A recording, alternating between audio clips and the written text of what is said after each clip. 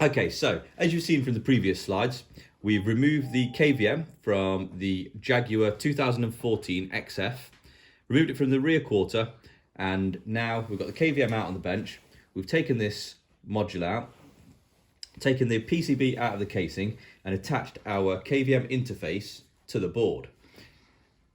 With the ACDP app open, as you can see, it's bound to my device because it's got the serial number on the top right hand corner. So we're going to go ahead and hit Jaguar. On this, it's an add key, but being a 2014, I'm concerned that it might be an encrypted KVM. So we're just going to go straight ahead and do it on the method of the 2015 onwards.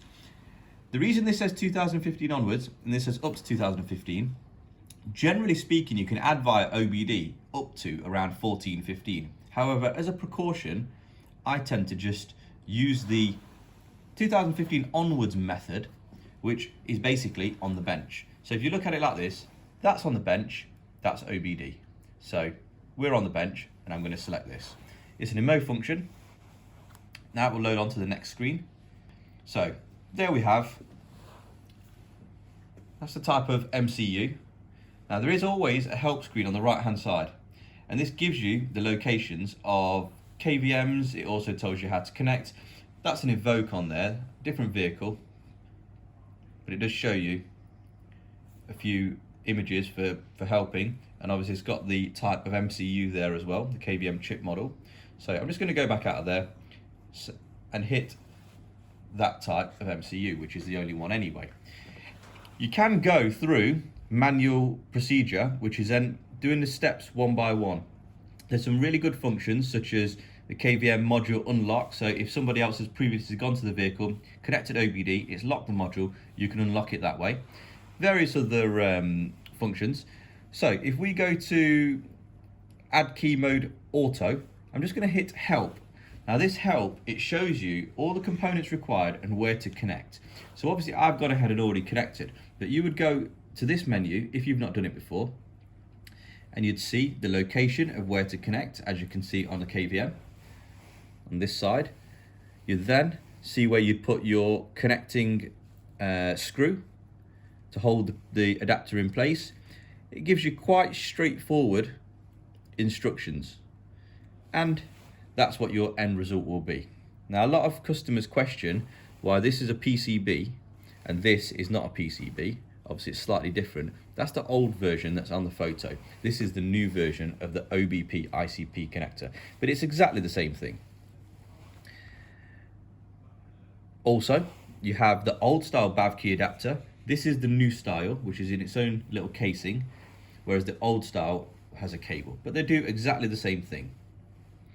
And as you can see, the way to put the new key on is just to sit it on top. This is the original key.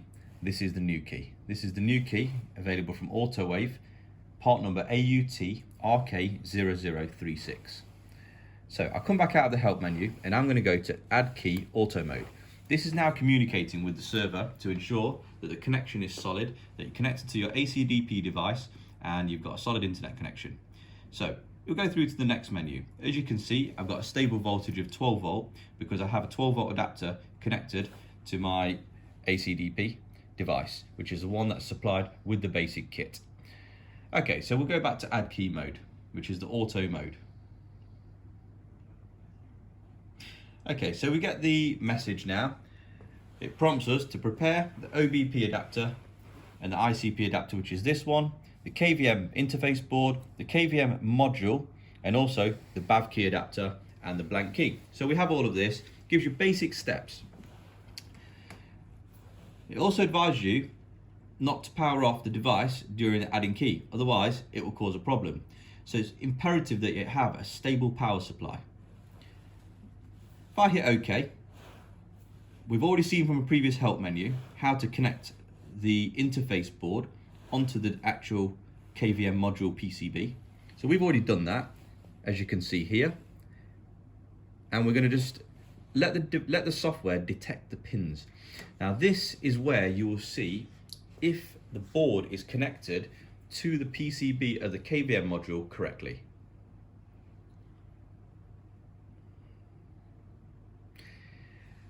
And there we go. We've got good contact on all of the pins. Now, if you do get a bad contact, you will have a little button here that says recheck. And you can just check your connections on the PCB and recheck. So there's a few pins just at the bottom, and what you would do is you would just ensure that they're connected to the right place, sometimes using a small screwdriver, ensuring that you don't bend or break the pin as you are trying to adjust. So we'll go back to the main screen, and now we're going to hit continue. So what this is doing now, this is starting the process of adding the key. Now it says on here, it's detected that the KVM module chip is not encrypted. So what this actually means is that we could have carried this out via OBD. As you may remember, this is a 2014 model, but I wanted to be safe. So I just took the KVM adapter out.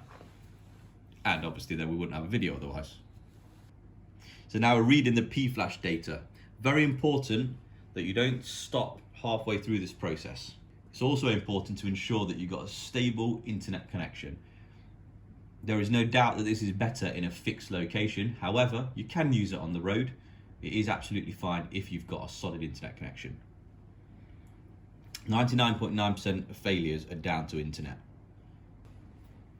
As you can see, it's just still connected and reading the device. So now it says, please save the original P-flash data. So here, when it says uploading file, that actually means saving file. So it saved the file, and that's the location of it being saved. As you'll see from my previous videos, I always screenshot that, because then it tells me if I need to go back, I know exactly where to look, because you'll see what directory it goes into. Hit OK. Now it's reading the EEPROM and D-flash data. Again, please save the EEPROM data. I'm going to take a screenshot. Hit OK. Save the D-flash data. Kind of getting the gist of it. Hit OK. Right, so now it's telling us the VIN number and what keys are in what locations. So we have the original 2 keys that it left the factory with. As you see, key 3 is not populated. So I'm going to hit continue. It tells us what to do. So we maintain the power, which we are doing. You then disconnect the OBP and ICP connector. I'm then going to connect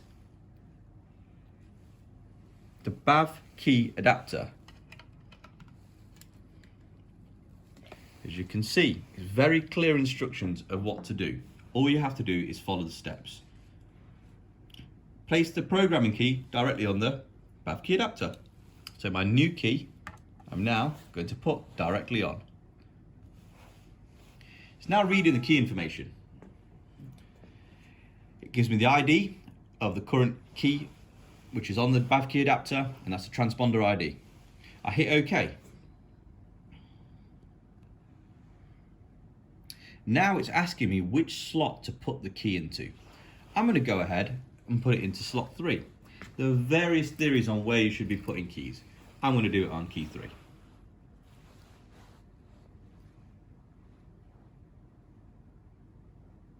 It's programming the key. So now this is locking the transponder to the file that it's taken out of the existing KVM, and then it's going to save the EEPROM file. So as it says here, save the EEPROM file.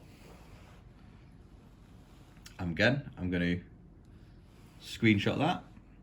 Now as you'll see, the end of it says A key EEP, i.e. add key EEPROM.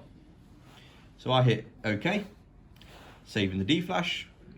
Again, A key D-flash at the end of the file name. So now we're going to connect the KVM back to it. As you can see, disconnect the bafki adapter, which I'm doing here. Reconnect the OBP adapter. Now, I haven't touched the KVM PCB adapter because we know we're going to be requiring that again. So it's pointless messing around with it. Hit OK.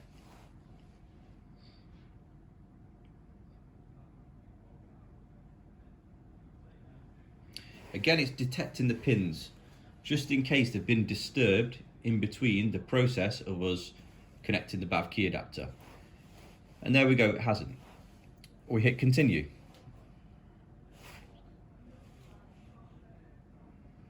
So, again, it's come up with it's not encrypted, whether to continue. That's fine, we know we're going to.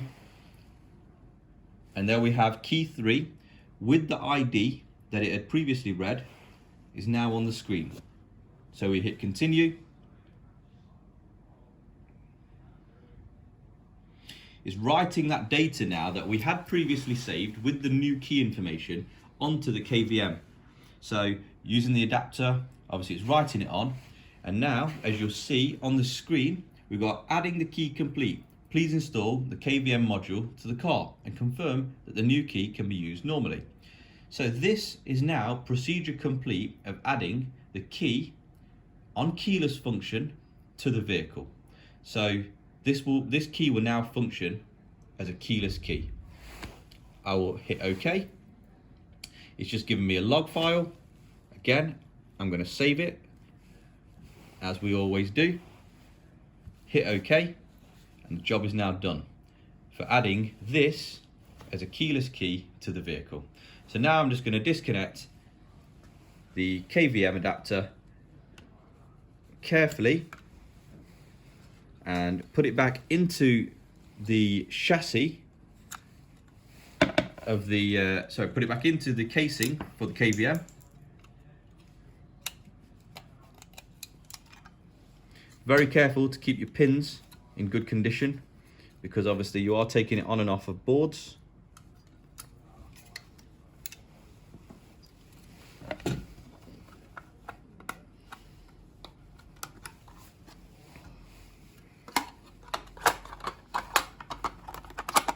Sat in nicely, clip it back on. Now that is ready to install back in the vehicle. So let's give it a go.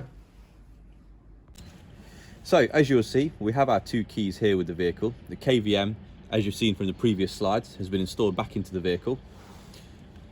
Original key unlocks, making that noise because the boot is actually open. And if we look at the new key supplied by Autowave, unlocks, again, makes the noise. So now what we're going to do is we're just going to take both keys away from the vehicle and just sit them on top of the bonnet of this nice XR3i and try and start the vehicle. So when we hit the stop button, as you'll see, it says unable to find smart key. Now I will go and get one of the keys and sit it inside the vehicle. I will now try and start the vehicle, and as you'll see, the ignition turns on. So obviously we just had to jump in to press the brake to start the vehicle, and all good to go. So now the keyless function of that key is working fine. Thanks for watching the video. Subscribe to our channel. All products are available from autowave.co.uk, the UK's exclusive distributor of ACDP.